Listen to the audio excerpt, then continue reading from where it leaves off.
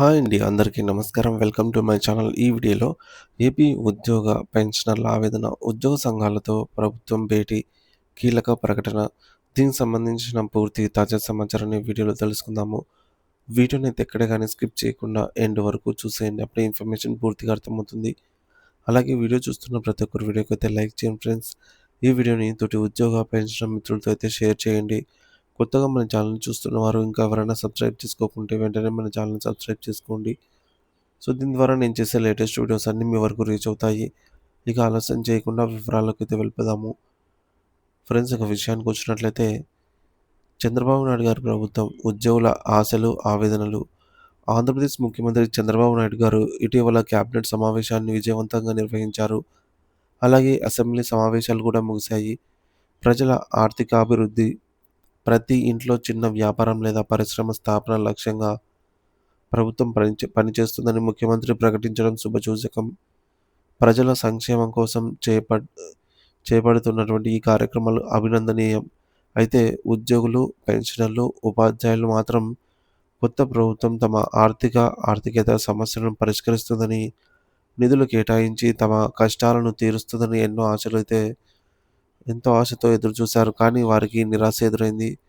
ఉద్యోగుల అసంపూర్ణ డిమాండ్స్.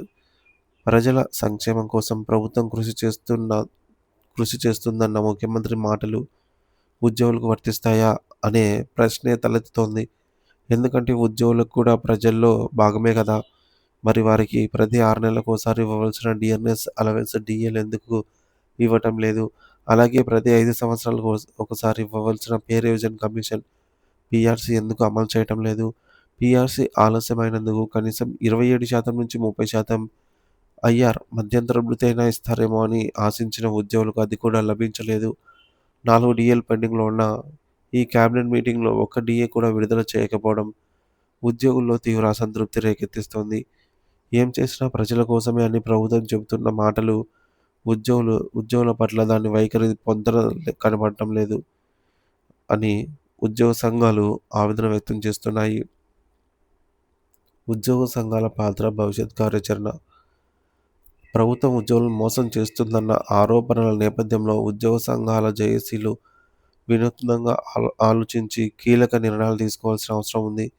అన్ని ఉద్యోగ సంఘాలు, జేఏసీలు ఐక్యమై తక్షణమే ఒక కీలక సమావేశం ఏర్పాటు చేసుకోవాలి. మండల స్థాయి, జిల్లా స్థాయి, రాష్ట్ర స్థాయి వరకు ఒక నిర్దిష్ట కార్యాచరణను రూపొందించుకొని ప్రభుత్వానికి అల్టిమేటం జారీ చేయవలసిన బాధ్యత వారిపై ఉంది. ఉద్యోగ సంఘాలు మేల్కోకపోతే సగటు ఉద్యోగులు లక్షల్లో నష్టపోవాల్సి పరిస్థితి ఏర్పడుతుంది. ప్రభుత్వంపై ఒత్తిడి, పెరిగిన పనిభారం. ప్రస్తుతం ప్రభుత్వం ప్రజల సంక్షేమ పథకాల అమలుపైనే దృష్టి సారిస్తున్నట్టు కనిపిస్తోంది. ఈ పథకాల అమలుతో ఉద్యోగులకు పనిభారం పెరిగింది. మరోవైపు ధరల పెరుగుదల, ఖాళీ పోస్టుల ఒత్తిడి మరింత అధికమైందన్నమాట. ఈ పరిస్థితుల్లో ఉద్యోగులను ఆదుకోవాల్సిన బాధ్యత ప్రభుత్వంపై ఉంది. ఉద్యోగులు కూడా ప్రభుత్వంలో భాగమే కాబట్టి వారి సమస్యలను పరిష్కరించాలని ప్రభుత్వం ఆలోచించాలి. కనీసం దీపావళి పండుగ సందర్భంగానైనా ఉద్యోగ సంఘాలతో చర్చలు జరిపి వారి ఆర్థిక సమస్యలను పరిష్కరించాలి. విద్యుత్ ఉద్యోగుల ఉద్యమం ఇతర విభాగాలకు స్ఫూర్తి. ప్రస్తుత ప్రభుత్వం నిర్లక్ష్య వైఖరికి నిరసనగా ఇప్పటికే ఉద్యోగులు రోడ్ల మీదకి వస్తున్నారు. విద్యుత్ ఉద్యోగుల జేఏసీ తమ సమస్యల పరిష్కారం కోసం చలో విజయవాడ కార్యక్రమాన్ని నిర్వహించింది. ఇదే బాటలో ఇతర డిపార్ట్మెంట్ల ఉద్యోగులు కూడా ఐక్యమై ధర్నాలు, సమ్మెలు చేసే అవకాశం ఉంది. విద్యుత్ ఉద్యోగుల JAC chairman V. Krishnaiah, convener M V. Raghava Reddy మాట్లాడుతూ పెండింగ్లో ఉన్న డీఏలను విడుదల చేయాలని, 1999 నుండి 2004 మధ్య నియమితులైన ఉద్యోగులకు జీపీఎఫ్, పాత పెన్షన్ వర్తింపజేయాలని, నగదురహిత మెడికల్ కార్డులు ఇవ్వాలని డిమాండ్ చేశారు. అలాగే కాంట్రాక్టు, ఔట్సోర్సింగ్ ఉద్యోగులను విద్యుత్ సంస్థల్లో విలీనం చేయాలని, 10 ఏళ్ల సర్వీస్ దాటిన వారికి 2018 పీఆర్సీలో మంజూరు చేసినటువంటి సర్వీస్ ఇన్సెంటివ్స్ పునరుద్ధరించాలని కోరారు. ఇంకా గ్రేడ్ 2 ఉద్యోగులకు ఏపీ ఎస్ఈబీ సర్వీస్ రూల్స్ వర్తింపజేయాలని, కారుణ్య నియామకాలు చేపట్టాలని, పాత పద్ధతి ప్రకారమే 4 డీఏలను మంజూరు చేయాలని అయితే డిమాండ్ చేశారు. ఇతర సంఘాల మద్దతు. కొనసాగుతున్న పోరాటం. పీహెచ్సీ వైద్యుల రౌండ్ టేబుల్ సమావేశంలోనూ ఇదే విధానమైన డిమాండ్లు వినిపించాయి. AP anganwadi workers and helpers union ప్రధాన కార్యదర్శి సుబ్బరామమ్మ వైద్యుల ఆందోళనకు మద్దతు తెలిపారు. పెండింగ్లో ఉన్న డీఏలు, మధ్యంతర భృతి, పీఆర్సీ కమిషన్ ఏర్పాటు వంటి డిమాండ్లను తక్షణమే అమలు చేయాలని కోరారు. రెవెన్యూ, విద్య, వ్యవసాయం, ఇంజనీరింగ్ వంటి ఇతర విభాగాల ఉద్యోగులు కూడా తీవ్ర అసంతృప్తితో ఉన్నారు. ప్రభుత్వంపై అంచనాలు, పరిష్కార మార్గాలు. ప్రభుత్వం ఏం చేసినా ప్రజల కోసమే అని చెబుతున్నప్పుడు ఉద్యోగులను కూడా ప్రజల్లో భాగంగా గుర్తించి వారి సమస్యలను పరిష్కరించాలి. పీఆర్సీ కమిషన్ ఏర్పాటుకు ఇంకా సమయం పడుతుంది కాబట్టి దీపావళి కానుకగా కనీసం 27% నుంచి 30% మధ్యంతర భృతిని వెంటనే మంజూరు చేయాలి. ముఖ్యమంత్రి, ఉప ముఖ్యమంత్రి నారా లోకేష్, ఆర్థిక శాఖ మంత్రి తక్షణమే ఉద్యోగ సంఘాలను చర్చలకు పిలవాలి. ఉద్యోగుల సహనం ఇప్పటికే నశించిపోయింది. 2 ఏళ్లుగా వారి సమస్యలు పెండింగ్లోనే ఉన్నాయి.